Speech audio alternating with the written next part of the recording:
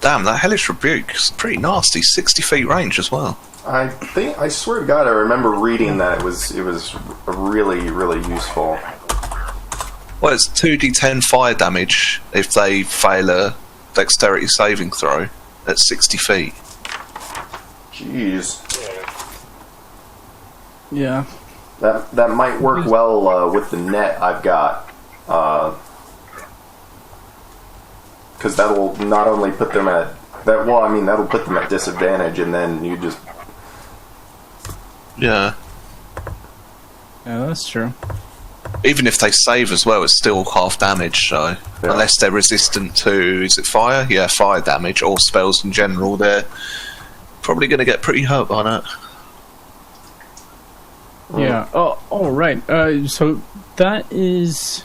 for me, I'm using Charisma as spell. Vince, can you speak up a little bit? You're getting quiet again. Yeah, it's because I'm unsure about the English here. Right. So the spell is using Charisma. Yeah. As fuel or whatever it's called. But I'm not sure that right now it does, so I'm just gonna try it at level 2. You'd only be able to cast it level 1, I think. No, I think so that I can actually cast Hellish Rebuke once a day as a level 2 spell. Oh, does it actually? I didn't read that far into it, so if it does, then that's pretty nasty. It's not adding your bonus, though. Okay, and I'm back. Hello. Yeah. Have you added it as a spell to your sheet, then? Yeah, I have.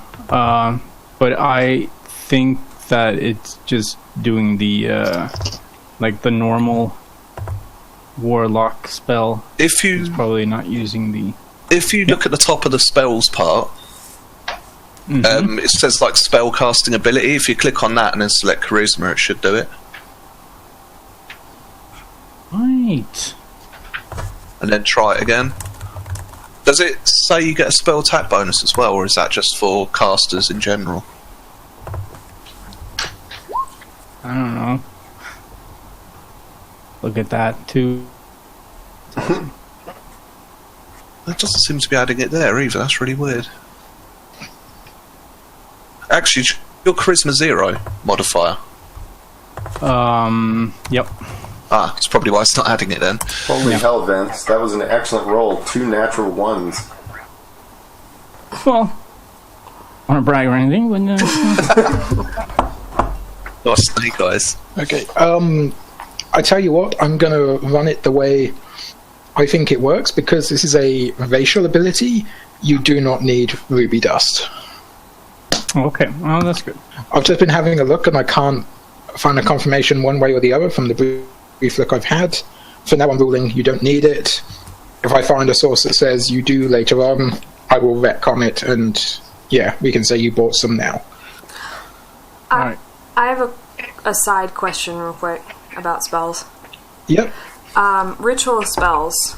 Is there a number limit on how many times I can cast ritual spells a day, or are those just time? No. Ritual spells are deliberately designed to be able to be cast any number per day. It just takes time. Yeah, it just takes longer. That's what I did earlier with Animal Messenger. Rather than use up the spell slot, I just did it as a ritual. Okay. Alright. Then... Okay. We're gonna have a chat as a group when I get back from the jewelers.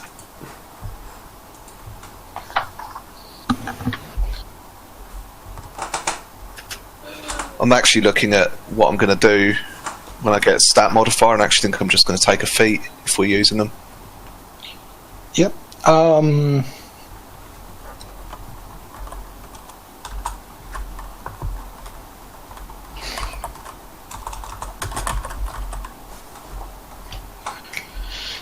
So you are everyone else sort of gathers back up at the river's rum, but Ella, you manage to find a jeweler's. Yep. And you go in, and it's fairly quiet in there. But there's a man behind the counter, sort of currently hunched over. He's got like a mini vice on the workbench, and he's currently tinkering with a piece of jewelry. But he glances up, and you see he basically has like a magnifying glass monocle on. So one of his eyes looks a lot bigger than the other one. And he says, "Ah, hello there. How can I help you?" Hey, I need a diamond. A diamond? Sure thing. What quality? I have 50 gold pieces. I need it. That's how much I am going to spend on this diamond, and that is all I'm going to spend on this diamond. And it needs to be worth 50 gold pieces. Love the specificity. Yep. He sort of notices your robe and sort of says, "Is this an arcane thing?" Okay. 1 second, please. Thanks. He goes out back and sort of... You hear him shouting for someone. And then sort of he comes back and sort of smiles at you and says, "Just 1 moment, my co-worker is more skilled in these sort of things." And from the stairs, you actually see another gnome. Yeah. He's wearing sort of a dark blue, quite nice suit. He's got short, spiky, sort of black hair, and he sort of grins and sort of says, "Hello, I hear you need some components. Is that correct?" Yes. Yes, Excellent. indeed it is. Excellent.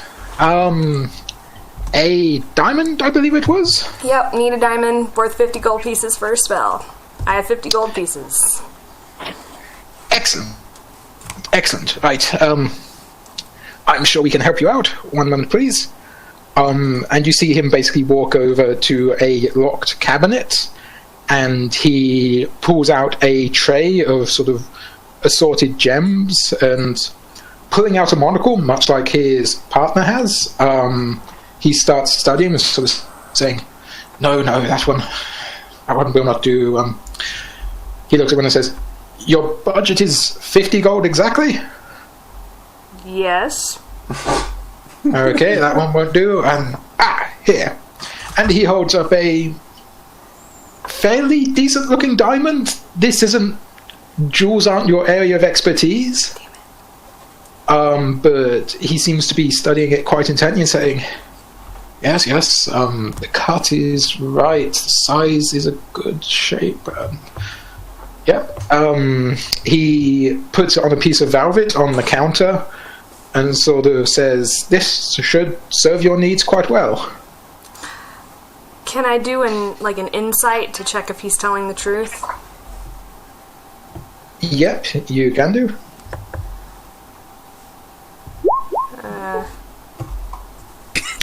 Yeah, with a 15, you can see he is telling the truth. This is a mark of professionalism for him. You sort of get the feeling that this guy is probably a spellcaster himself, or sort of specialized in dealing with ritual components, and that's why the other person deferred to him. Because while some people may pay 100 gold for a diamond, with wizards, it often ends up with things going very badly if they don't actually get exactly what they request. Yup. And so you feel quite confident that this guy is legitimate, the diamond is legitimate. Okay. And sort of, yes. Then I will give him 50 gold pieces and, 3 silver pieces for his trouble. Does that sound reasonable? You get the feeling this is quite a well-to-do establishment. Yeah, it's like The tipping... sort of... Sorry. No, it's fine. maybe 1 to 2 gold pieces would be a better idea. I have exactly 50 gold pieces. That is literally why I asked for 1 gold piece. In which case, you basically leave 3 silver and sort of smile at him and sort of say, "Sorry, it's all I got." And he sort of smiles and sort of says, "Such is the way. If you're ever back in town again and need material supplies, I then ask that you remember our expediency and this experience." I will indeed. Thank you so much. And I quickly leave. Okay. Scampers off. Yup. So during this, Sylph would have went right back to the bow merchant. Yep. Hello again. I wasn't lying when I said I'd come right back when I had the money, and here it is. And you said you have 10 silver arrowheads for me? I do indeed. Pardon my behavior and asking, but would you mind if I saw the money first? How about we show each other what we've got at the same time? And I basically lay out the gold pieces on my hands, but I don't, I'm not just going to hand it over. 50 gold pieces is quite a lot. You would probably have to sort of cup your hands together to hold them all, but you can sort of put a pouch on the cart. Renee could tell you that that's exactly what I was doing. He's doing that right now. Yeah. And he sort of looks and sort of says, "Oh, 50 gold is 50 gold." And he sort of goes down, sort of ducks beneath your line of sight, and eventually comes up with a quite small brown pouch and sort of undoes the drawstring and empties out into his hand, and sure enough, you see there are 10 silver sort of arrowheads sort of just slightly shining in the now sort of quite late afternoon sun. And he sort of lays them out in front of him in a small heap and said, "You're welcome to get them inspected. I believe that grumpy dwarf on the other side of the market could assure you that they are the real thing." No, I believe you. And Sylph hands over the money and collects the arrowheads. But thank you so much. If I need anything in the future, I'll definitely come back. Thank you so much. And Sylph, with that, runs off walks off to the River's Run. He sort of gives you a sort of like a 2. Sort of says, "Enjoy your stay in Marshedge, and I hope those undead don't give you too much trouble." Me neither. Me too. Shut up. And sort of, you see him start to sweep the coins from the counter into the pouch that previously held the silver arrowheads. So you all meet up back at the tavern.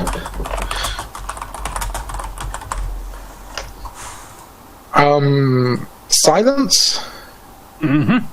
It is getting close to the end of the day. You feel you would be able to go back and pick up the axe if you would like.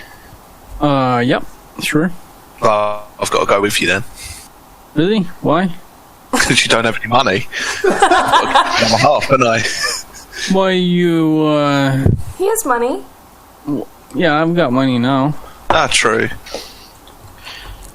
Plus, I think that you already gave him a fiver. No, it doesn't matter. I only took 2. Cheap, but Gomi gave him 2 gold, 5 silver.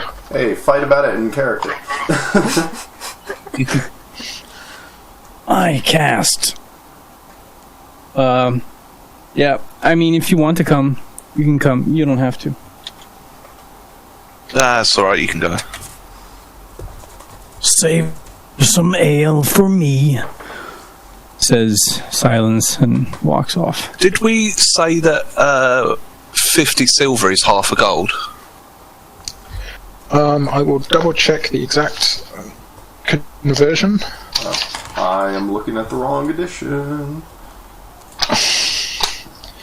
Well, technically it's meant to be 50 Electrum, but I think we said that we'd just go copper, silver, gold instead. Yeah. Here it is.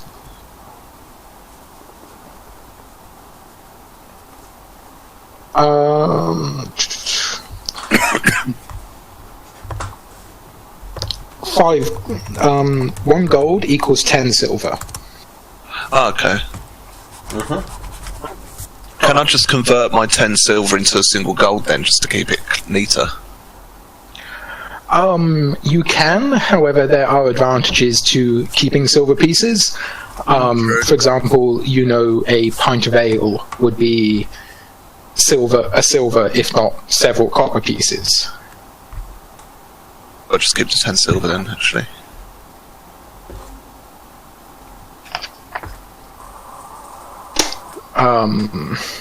A lot of people do end up being paid in silver pieces rather than gold, simply because they don't earn enough per week or per day sort of thing to be worth a gold piece. Yeah. Yeah, that makes sense. But yes. Well, I still have 54 gold equivalent then on me, so... Swimming in the money. So you head back to the blacksmiths. You don't run into anyone this time. Better not. Can't afford to run into people anymore. Yep. And yes, you end up at the blacksmiths and sort of... There's less people round. There's no smoke coming from the chimney now that you can see, although through the open door you can still sort of see coals glowing.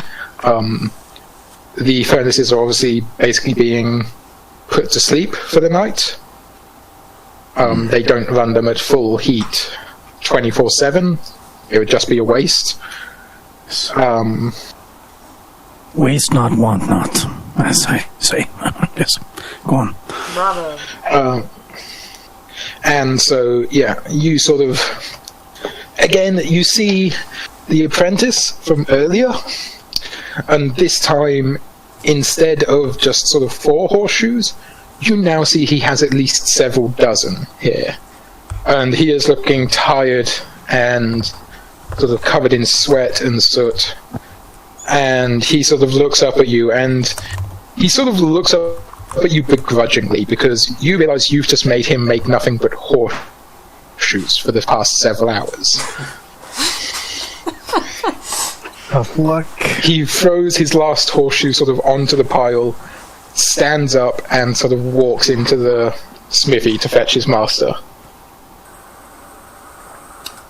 Excellent. Maybe I'll toss in an extra gold for the boy.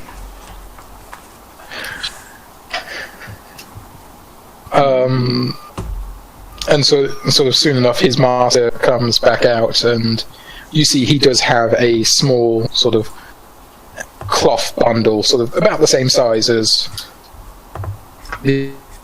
Yeah. My computer is going to sleep. Why are you doing that? Stop that. And he sort of pulls it out and sort of... It's the same axe, but now it's looking a lot better. He sort of sanded back down the handle and sort of re-varnished it. He's rewrapped the leather around the grip. In the same style it was before, but just replacing it with actually, not half-rotted leather. The axe has been... the actual metal parts have been cleaned of rust and polished, and it's now got a very sort of keen, sharp edge to it. And sure enough, on the metal head there is the inscription that you asked him to write. Excellent. Wait, have I paid him? No, I haven't. Not yet. You only own 2.5 gold. Yeah. Here is 3.5 gold. A little Thank you very tip much. for you and the boy. It's nice to know people who can appreciate craftsmanship and diligence. I agree. And he sort of drops the money into a pouch on his blacksmith apron and sort of hands you the axe still bundled up in cloth. It's good to see you've kept a better hold of your money this time.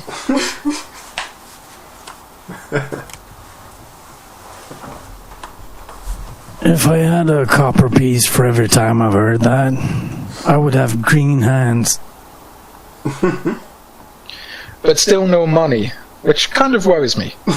Be safe, and if you ever need work like that done again, bring money. And he turns and walks away. Nah.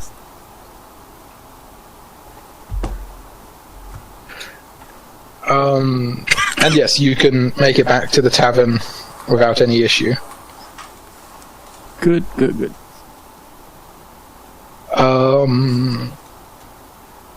Indeed, now that you're all back at the tavern, you hear a familiar voice from the door, sort of calling out to you guys in greeting. It's like, "Oi, you lot! Didn't expect to see you back here so soon." And turning round, you see... Bloody hell is my notes? Aldrich? Bree? Nope. Napoleon? No. Oh, the Going through the one list. who was on the boat. I can't remember her name now. That's Bree. Bree. Yeah, How there's could you forget Bree? Yeah. Aldrich, the dwarf miner manager that came with us, too. Because my notes are a mess, that's why I couldn't remember her name. Yeah, you see Bree, the halfling boat captain, sort of looking a lot better than you last saw her. Her side is quite heavily bandaged. You can see underneath her coat from the previous sort of instance you had with the lizard men, but otherwise she's looking quite chipper, quite alive, and sort of she walks in and sort of waving at the barkeep, she sort of says, "Oi, a round of drinks." As she comes over, I'm assuming Gomi sees that she's still bandaged. Mm-hmm. Gomi will say, "Are you still injured?" She sort of... it's nothing really, it's just... it's already healed over, it'll be fine in a few more days. If you like, I could speed that up. She shakes her head and sort of says, "No, I'll be fine. I'll be honest, I could do with the reminder that I'm not as spry as I once thought I was." I don't know, you did pretty well. By all rights, they should have got us back there. Aye, but they didn't, mostly thanks to you lot, so... I'll be fine, I promise. If you insist. I do.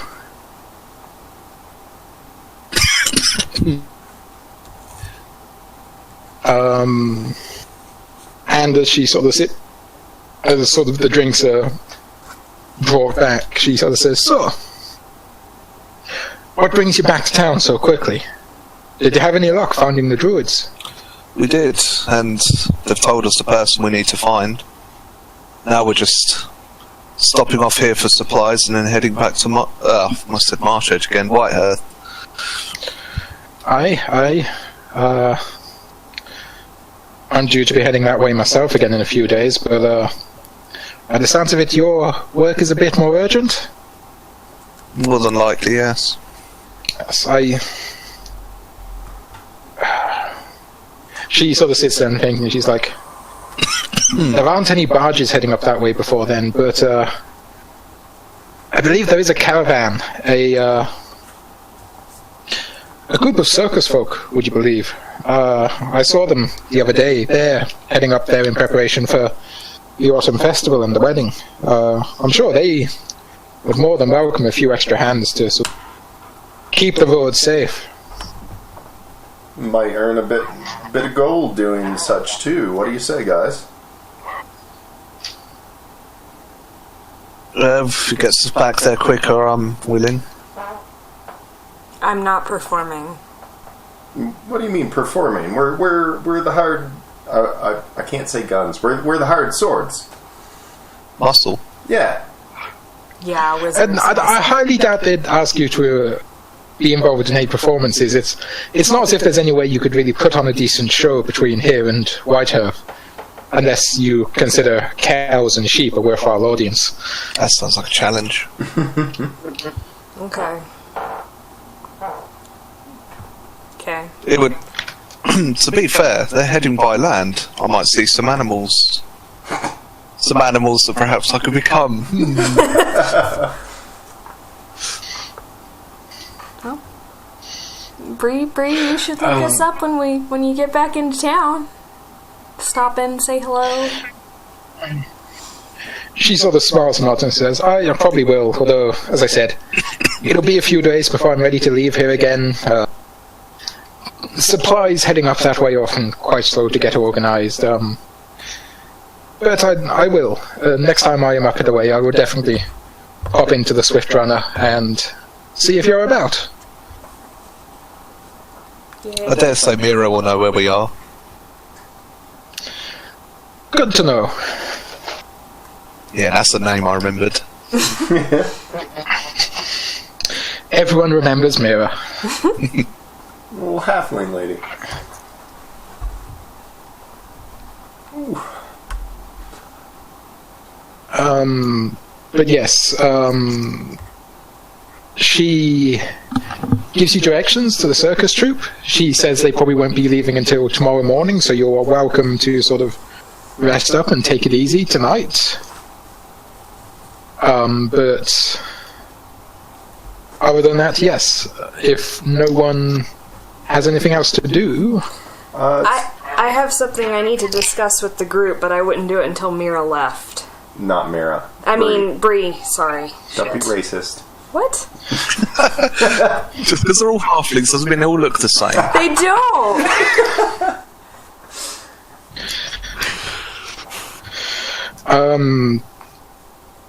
Yeah, eventually, sort of, after having that sort of chat with you and sort of finishing her drink and sort of just sort of small talk over the festival and everything else which has happened, she heads off and you sort of see her head over to another group. You recognise the sailors which were with her and sort of several other people sitting in the corner of a tavern, and sort of she joins them and you're alone again.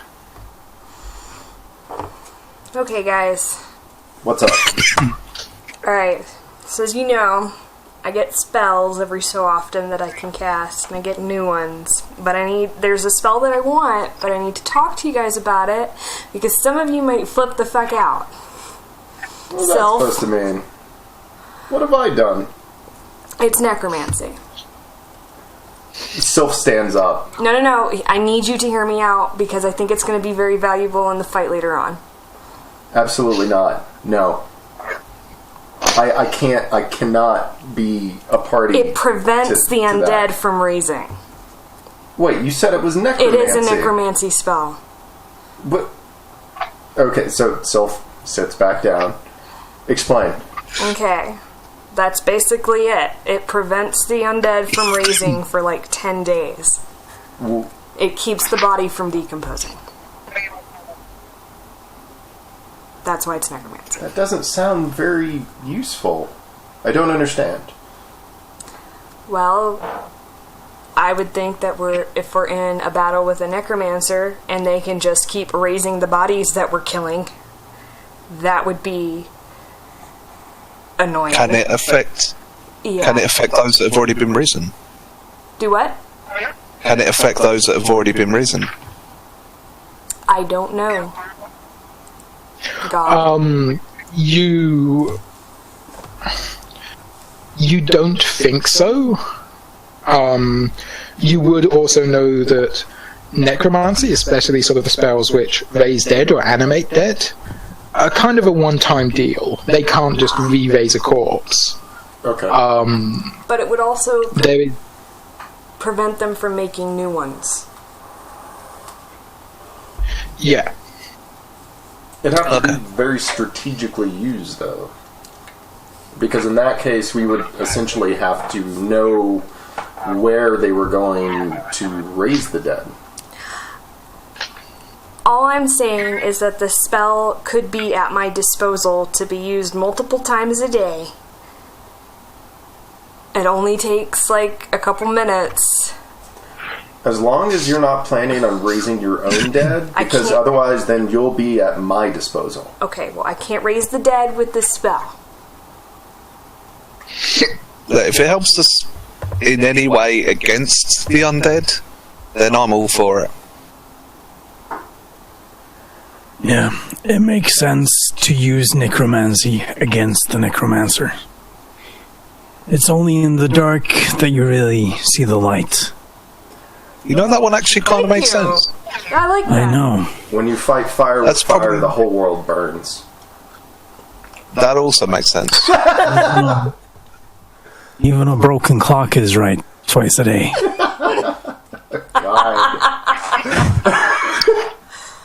We start just slinging platitudes at each other. Gobi's just snapping a neck between the two of you now. God. I suppose, as just, you've got to understand, I cannot... I do, that's why I'm discussing it. Okay. That's why I didn't just take it. That's why I'm sitting and talking with you guys. I do appreciate that. I'm not a terrible person. Not a great one. When if all else fails, you have your silver arrows now. At least I'm assuming you would have told us about them, so...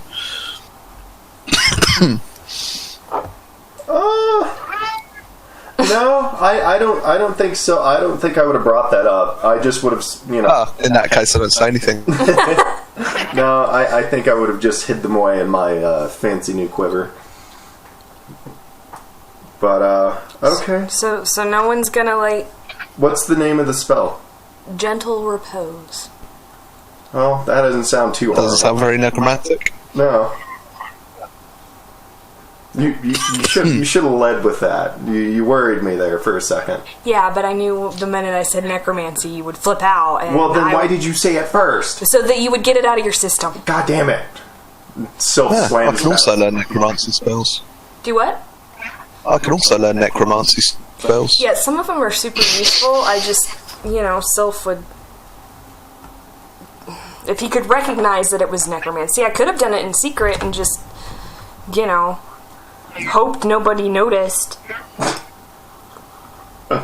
Well, Sylph slams back his drink and says, well, what are our aims, guys? Where are we going from here? Are we going back to Whitehearth to talk to Barrack and Nimtolian and go from there? Oh my god, I just found an awesome bloody spell. Reincarnate. I touch a dead creature that's been dead for no longer than 10 days, and it creates a new body for them of a random race, and your soul then inhibits that body. That's awesome. So you could literally be like, oh no, Sylph's dead, here you go, I'll reincarnate you. Oh, would you look at that, you're now a dragonborn somehow. Fuck. Sadly, they've limited that chart. You used to be able to end up as things like a goblin, or like there was a much, much larger chart than the one they have there. Yeah, now it's just like the standard races. Although, even if you become an elf, you could become a dark, high, or wood elf randomly. Sylph would not be okay with that. Yeah, I can imagine you freaking the fuck out. Oh, brilliant. Just so you guys know, with this Gentle Repose spell, it requires 2 copper pieces, so if you guys have copper pieces, please keep them. Nope. Not you. I don't have any of them. Is there any way we can change up, like, gold pieces and whatnot that we have? You're sure you could sort of find money lenders or sort of merchants who would be willing to sort of accept money? You couldn't necessarily change 10 gold into all coppers or all silver, No. because no one carries around that much money on them generally. Here's 100. I need a ton of pennies. But yeah, you're sure you could find in Marshedge, you could find a moneylender? Do that? You don't think you could in White Turf? I'll do that quick with 1 silver piece then. Is it 10? I believe so. I will just double check that. Hell, you could probably try to get change from the bar in any case. The bar probably would be more than willing to exchange that. In that case, I'll just do that then. Just so we have the random change. Speaking of which, let me just double check something.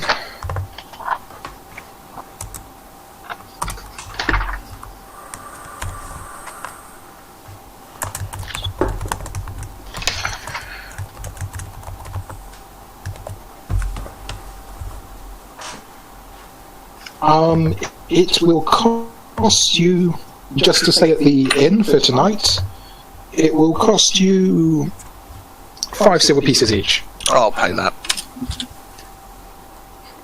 Yeah, I mean, Hey guys.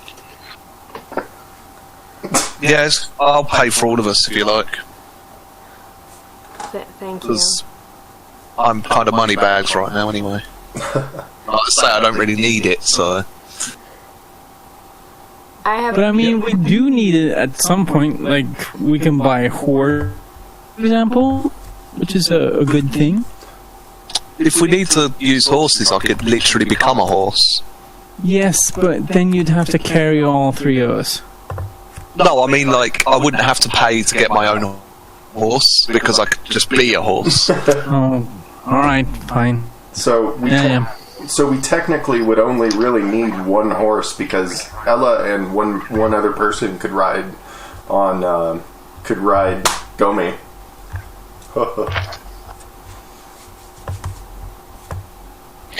You believe so? However, Gomi, you are sort of aware. Yeah, it doesn't last that long. Yeah. See? I'm actually looking at it lasts longer at certain levels, but I can't remember what it was. You can stay in a beast shape for a number of hours equal to half your druid level rounded down. So right now it's an hour, but next level it'll be 2 at least. Yeah. Plus I get it back if I have a short rest, so it could literally, we go for 2 hours, have a short rest, right, go for another 2 hours. So it isn't too bad, to be fair, and then, like I say, next level, it'll be 2 hours per use, so then it'll be 4 hours, short rest, another 4 hours. Sure. So, well, I think just as a lark, Sylph, after having one too many, as he does, gets up and decides to go try to perform for the bar a little bit by doing some acrobatics, actually, and just attempting to do some flips over the bar and so on. Roll for it. Okay. God damn it. If only you had advantage. You manage to sort of gather people round and sort of, like saying, watch this, okay, I bet you I can do a handstand on a bar and drink the pint while maintaining my balance. And sort of people gather around and they start sort of trading and sort of betting money on whether you can or not. And sort of you flip up and you manage to hold it. The bartender kind of cautiously slides a pint under you and sort of holds it so you can actually drink it. And sort of as you go, the people sort of start going, oh, hey! And sort of, there's sort of a lot of backslapping, one of which nearly knocks you over into sort of the bottles at the back of the bar, but you manage to flip back down. Sylph, very graciously bows and heads back to the group. How about that, lads? Any of you? Any takers? Not a lad. Lads and lasses. You trying to say we all look alike?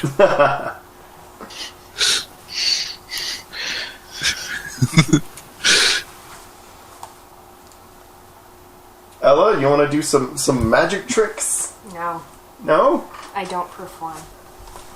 Not even a little bit? Besides, Sylph, problem is most of our magic could probably either blow this place up or set it on fire, or... Magic's I can put everybody dangerous. to sleep. Yeah, don't do that again. Party poopers. You sure? Free drinks for everyone. Yeah, and the guard on us. Free drinks for you and Sylph, or any other elf, half-elf, high-elf, whatever in here, yeah. Just go sit in the corner.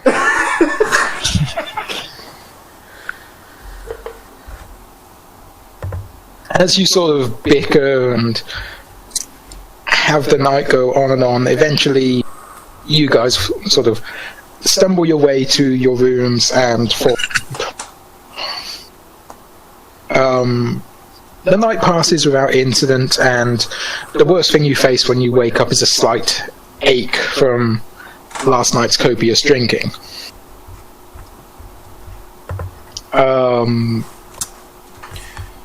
Sort of coming down and having breakfast, you sort of pack your gear and get ready to head towards where Bree directed you to the circus. Before we go anywhere, Sylph will pull out his little silver mirror, and sort of nudge Ella and say, "Hey, you know stuff. Is this magic at all? Is there anything to this?" Detect magic. What's the roll for that? You just do it. Yeah. Oh, okay. You can do it as a ritual as well, but I think it takes an hour as a ritual. Alright, give me an hour. What? Actually, it would only take, I believe it says under rituals, it would take an additional 10 minutes. Alright, yeah. Oh, okay. Awesome. I'll I do will it. just double check that. It does say 10 minutes. Or up to 10 minutes. Yeah. Is that just ritual casting in general? No, it'll say... The ritual... Certain spells have a special... yeah, the ritual version of the spell takes 10 minutes longer to cast than normal. So that's for all rituals? Yeah, that's for all Where the hell- rituals. I think I might be thinking of last edition again, to be honest, because I swear at some point it was an hour for a ritual, Oh. Possibly. so probably have just reduced it. Yeah. But yeah, you study it. It's not magical. It's just a mirror. It's a very nice-looking mirror. Slightly tarnished, but nothing a bit of polish couldn't work off. But yes, it's just a silver hand mirror. Sorry. It's not. Ah, damn. It was worth a try. Thank you. May I ask why you wanted to know? Wouldn't you want to know? What would make you think it's magical? I have no idea. I just want to... I had a thought. It happens occasionally. Don't hurt yourself. I try. Sylph, pockets the mirror again. Yep.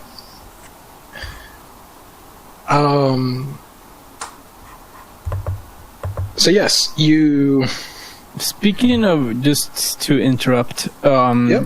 would we pass through the market on our way to the circus? You would, yes. Oh Could my. we then stop by the weapon merchant?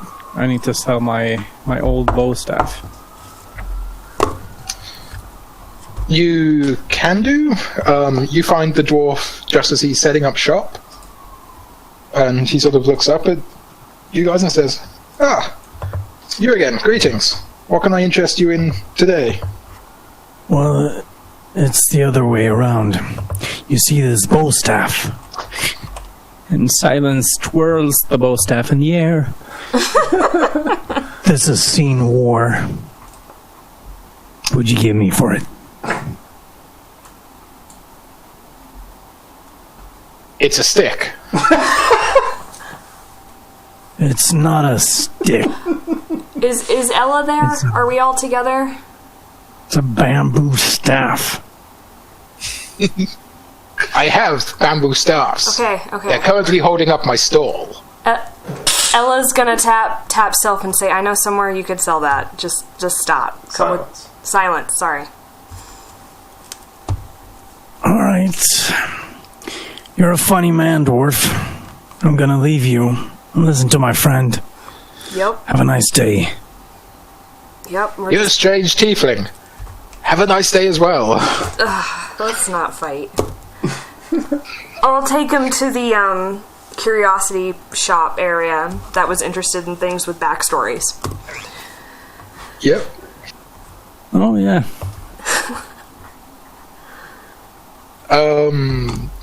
There you sort of explain the history of this stuff, and you actually get the much more reasonable price of 3 silver pieces. That's shit. Yeah. Sure. I'm just pointing out to you, a quarterstaff, which is what this is in the book, is 2 silver pieces. Yeah. No, it's fine. It was my staff. I knocked out lizard people with it. It could be worth more than 3 silver pieces, but I'm fine. To you, it's worth that much. Even with this place of sentimental value, it's a stick. Push me again. No. Yep. You hear a thunk as a heavy crossbow lands on the desk. All right. 3 silver pieces it is. Excellent. Have a nice day. As we're leaving, Gobi just says to Silas, "Don't make sure they don't lose that. What? Make sure you don't lose it. Maybe get pickpocketed again." Oh, good. Funny man. Oh, that's nice. Man, Oh, you're funny the lady. person to say that to me now. Yeah. Guys, we need to make sure we don't miss the troop. Do you want to see if we That's can true. maybe see if they'll give us some gold for our trouble? So-called trouble. Sure, you can ask. Yep. You sort of head out the city gate towards where Bree told you the troop was, and sure enough, you sort of see a small sort of circle of wagons parked outside the city. They're sort of more trying to think of the right word. They're sort of more actual caravans. They've got closed sort of roofs, and they're sort of more like huts on wheels, basically. Each one is sort of very eclectic and unique and stylized, and you see 2 of them have actually been pushed together, and 2 of the walls have folded down to form a small stage. But there's not a performance happening right now. In fact, it looks as if they are packing up and getting ready to move on.